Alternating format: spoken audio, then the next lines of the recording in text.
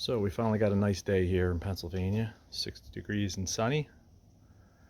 So I'm going to go ahead and do some painting today. Got my glove box door there. And we're going to paint the lower dash, the upper dash, and the firewall. So right now I have 2K prime on that. I got it sanded, ready to go.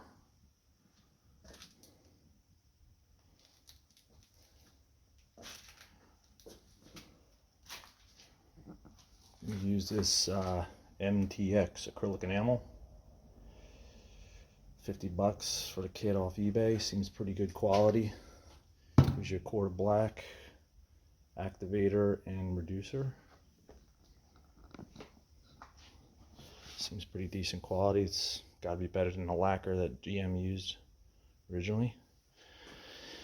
And we're going for like an eggshell finish, so I'm gonna throw some of that flattener in there, and hopefully it gives us a nice semi-gloss, eggshell finish,